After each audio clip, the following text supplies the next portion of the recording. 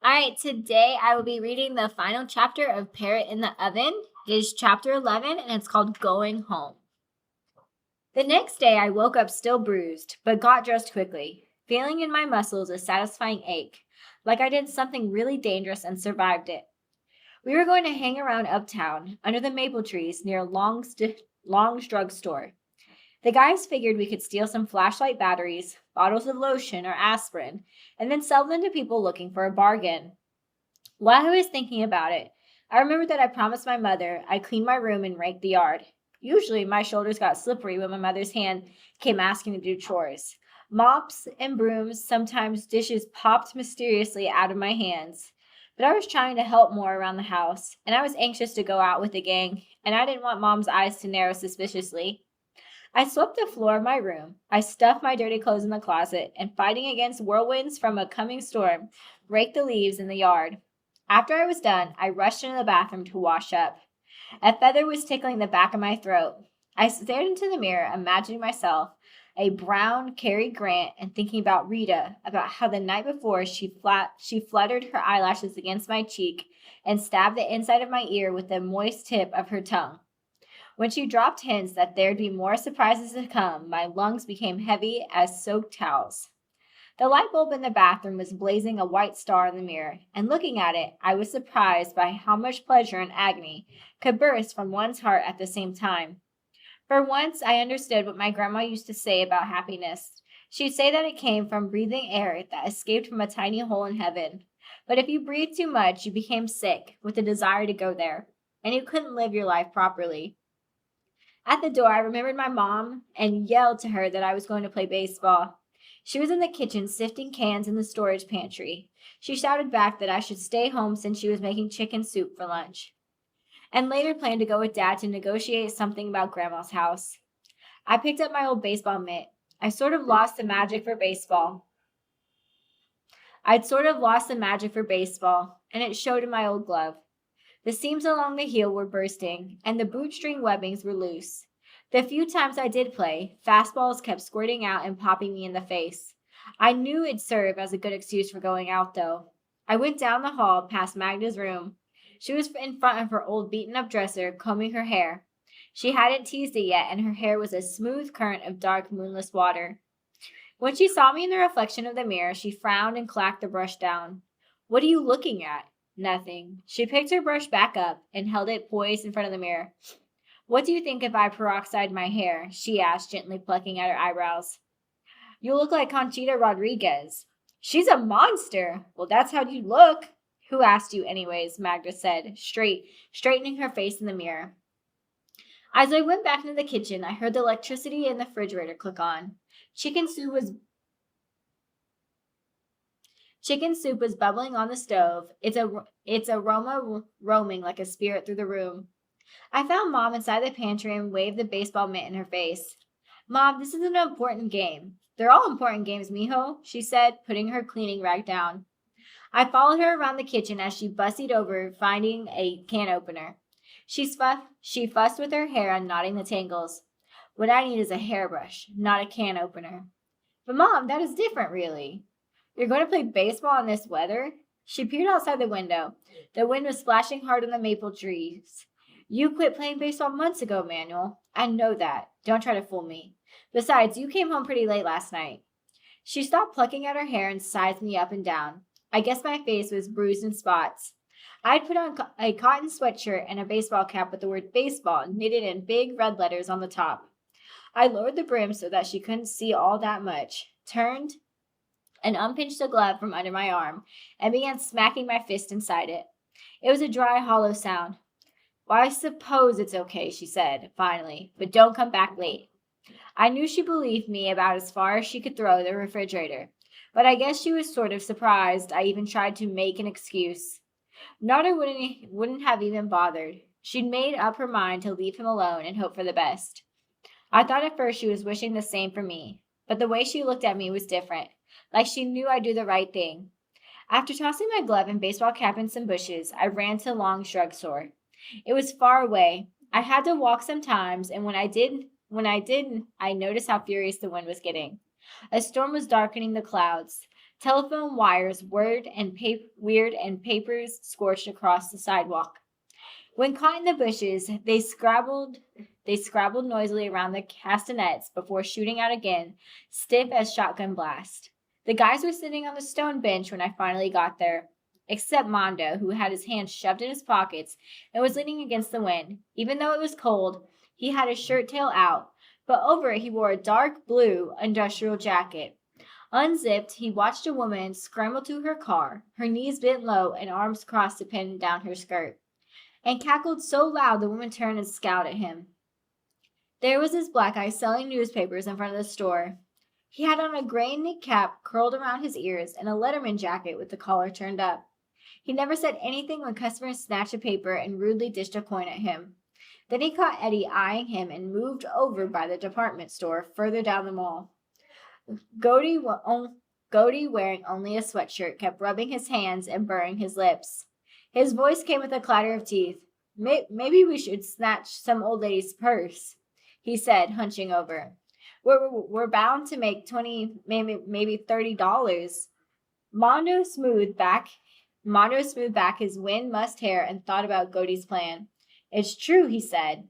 Old white ladies sure have a chore of money. Besides, their arms are so weak they almost break off when you grab their purse. He imitated an old lady trying to get her joints moving, and we laughed. Finally he said, Nah, ladies with money don't shop around here. They hang more around on the white side of town. What about the newspaper guy? Eddie suggested. I can catch him. Nah, Mondo stressed again, this time a little less nasty. He didn't want to spoil anybody's ideas. But then the wind was like icy fish nibbling around our pant legs. Frankie and Godey sparked a match feud, but they got more interested in watching the match suddenly puff out and flit sideways. Frankie suggested we sneak in to see the new horror movie at the Aztec Theater. Mondo squelched with another prolonged nah and didn't suggest anything. The parking lot was almost empty. People weren't staying long to shop, but rushed around anxious to get back home. Eddie suggested again that we nab the newspaper guy before we got too far. Last time we looked, he had distanced himself from us a good half block. Come on, you cowards, Eddie coaxed. Where is he then? Mondo asked, pretending interested. We all turned around, but the guy was gone. Well, he said, looking around, I'm going home. Besides, there's not enough people in the store for us to steal anything without getting noticed.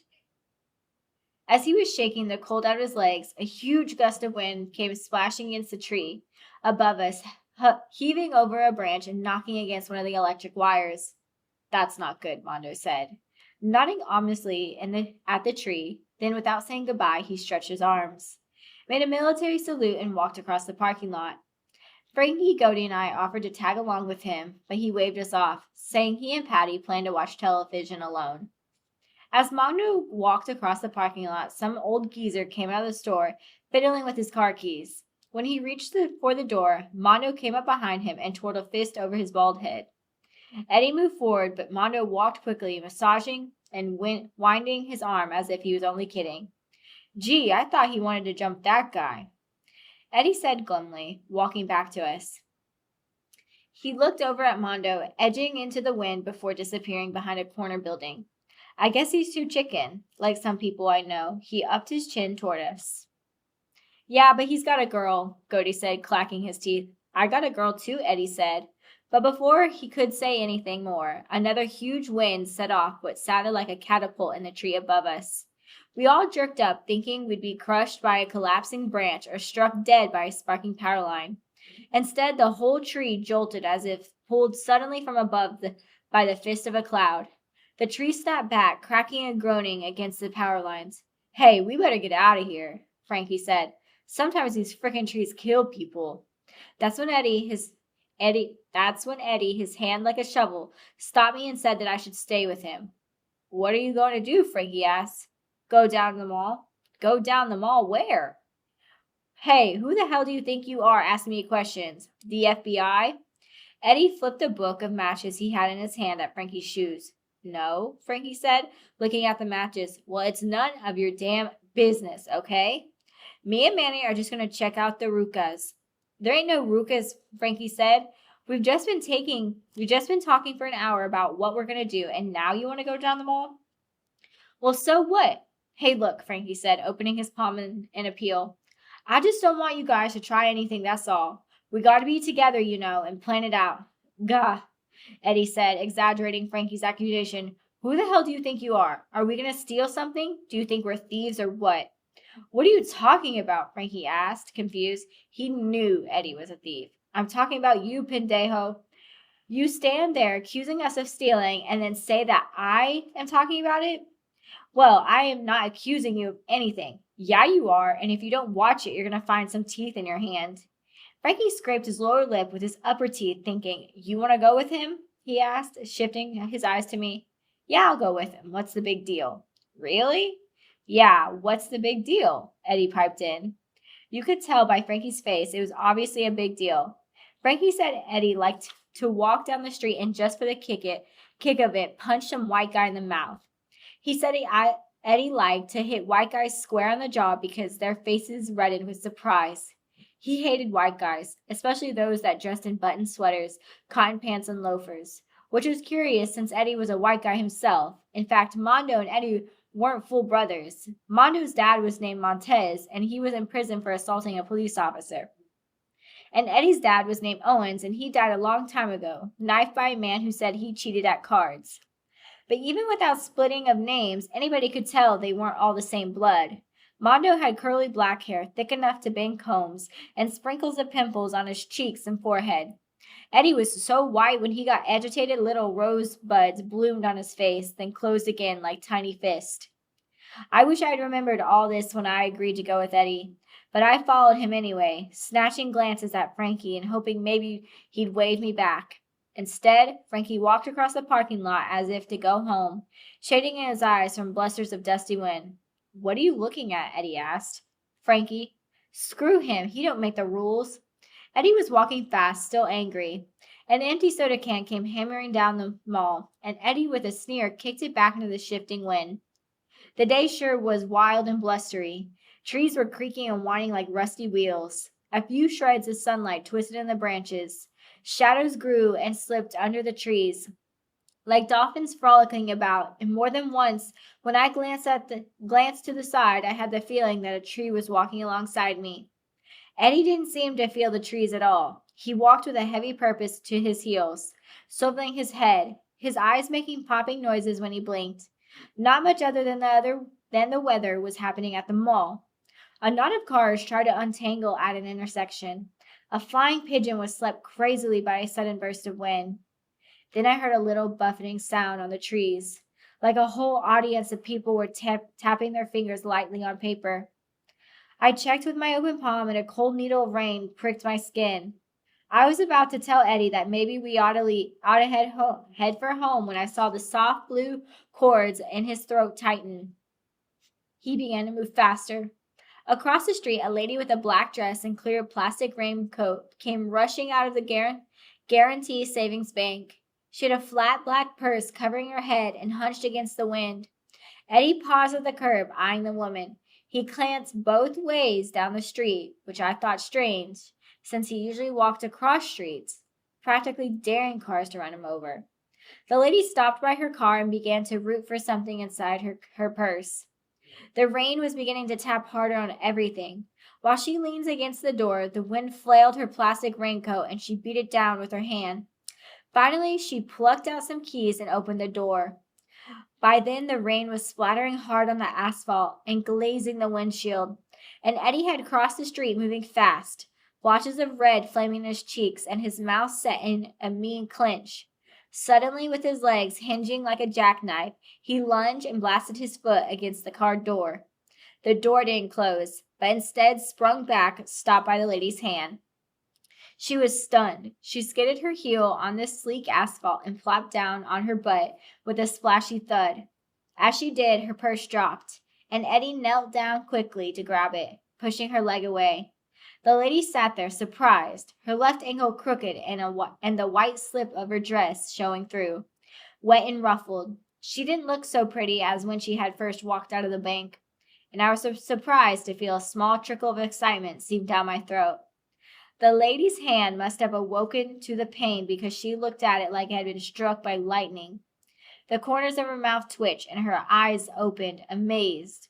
Then she burst into sudden blubbering, but stopped right away, staring numb at Eddie as he shoveled back what spilled out of her purse. For a moment, I thought she wanted to touch him, not to grab back her purse, but to touch him to see if he was really there. Eddie was there all right. He rose and, seeing her outstretched hand, slapped it down like a naughty child's. Then he ran back across the street, not even bothering to scan for cars.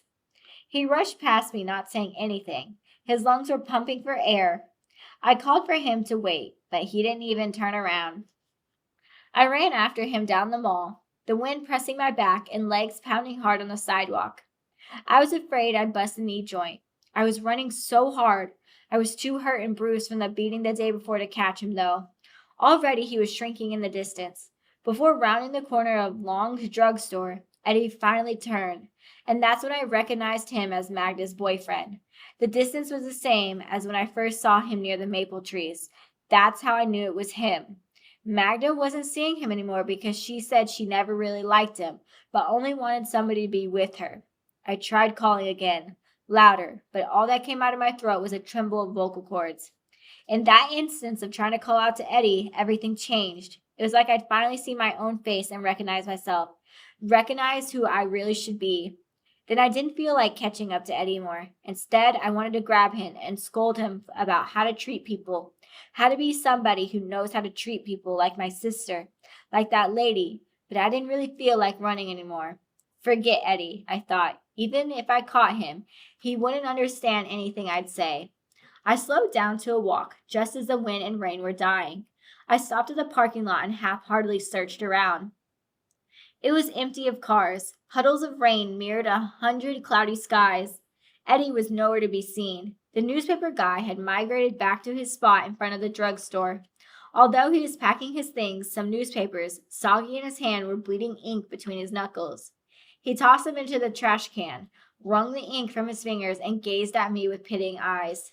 A thought rushed through my mind that maybe he had seen what happened, but I figured it happened too far away. Where did he go? I asked. The guy shifted his eyes across the street, the same corner where Mondo, Frankie, and Goaty had gone. He flicked more ink off his fingers and hunched over his bag as if crouching over a fire.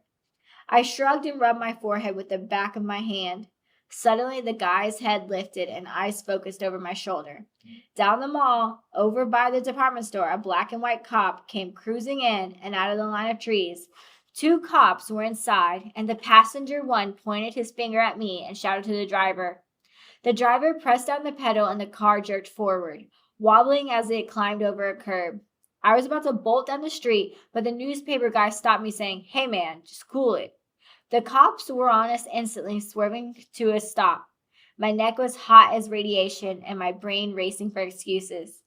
A sponge was in my throat, and I was afraid that if I tried to talk, instead of words, a sob would squeeze out. What surprised me, though, was that one of the cops were not getting out of the car. I thought for sure they'd wrestle the handcuffs on me in a second. The passenger cop, a blueberry-faced guy with a swollen boozer's nose and a glassy look on his face, started banging on the side door with his palm. "Hey you, kid, were you the one chasing that guy who stole the lady's purse?" Before I could answer, the black guy shouted across my ear, "Yeah, officer, he's the one. He came chasing that guy through the mall." "Which way did he go?" "He don't know, officer. He come over here to ask me, and I says I just seen him run around that corner over there not 2 minutes ago." He raised a finger in the direction Eddie had gone, and the car, as if pushed by the magic of his pointed finger, lurched backward, cranked into gear, and gunned across the parking lot, spraying through the puddles. As the cop car swung and squealed around the corner, the guy with the newspapers hurried to finish packing. In the trees, the silky rain was again falling with long, gathering sighs. After packing up his stuff, the guy turned to me, and this time without a smile said, I know you was with him, but they don't have to know everything. Let them deal with their own kind as they see fit." He left among coughs so ratchety you'd think he was dying of double pneumonia. I began to walk home. The rain had died, but trash started crawling across the sidewalk again. As I neared our projects, I watched the branches of the elm trees creaking sluggishly back and forth. I stopped once to listen to some leaves falling. They'd tap, tap, tap on the branches before hitting the sidewalk. Then a toss of wind would fling them in the air. When I neared the Garcia's house, I saw them on their front porch, bundled up in coats, eating apples. I was surprised that a prickle of fear didn't rise behind my neck. Instead, I felt numb, except that it was a glowing sort of numbness pushing out from me in slow, easy pulses. Stinky, a salt shaker pinched under his forearm, was trying to pry open a green apple with his thumbs. When he couldn't, he licked it, sprinkled some salt on the moisture, and crunched a bite, squeezing his face away from the tartness. Noticing me, he stared at me for a while, as if he'd noticed something he never in all the years he'd known me seen. Then he winked and gestured to me as if I wanted some of his apple. I waved my hand no and began unclogging the holes of the salt shaker. And he began unclogging the holes of the salt shaker. When I opened the door to our house, the sun out again came rushing into the living room. Shadows lifted from the floor like a flock of birds rising to the horizon, and light guttered through the room, slapping away the dark for good. A huge splash of light even bounced off the glass-topped coffee table and raked my eyes. A snake of it slithered on the painting of the Last Supper. So much brightness made me realize how tired my eyes were, and I wobbled to the room on soft legs. Magda and Petty were lying asleep on opposite sides of the couch, each crunching their end of the blanket against their chest. Magda's hair was fanned out on a pillow, unteased. I watched her as she lay there, her mouth half open, a thin line of black mascara leaking from the corner of one eye. I went over and wiped it. She snuffled and turned her face away. Then I sat down on Dad's cushioned chair and watched them. I won't say why, because there's no way of explaining why, even if I could or wanted to. But I knew, as my eyes got drowsy and the bright walls of the room glowed around me, that I'd never again see anything so wondrous as my two sisters lying on the couch. And it wasn't just them, but the whole room. The squiggly TV, the lumpy chair of angels on the frame of the painting, the glass coffee table, my mother's animals gleaming in the sunlight. This room was what my mother spent so much energy cleaning and keeping together, and what my father spent so much energy tearing apart. And it was wondrous, like a place I was meant to be, a place I felt that I'd come back to after a long journey of being away, my home. The light in my room was closing in around me. I was so sleepy, it was dissolving and sifting in through my eyelashes in thin, filtered streams, and then there was only the dull blood under my eyelids, then dark, then sleep. All right, that was the final chapter of Parrot in the Oven.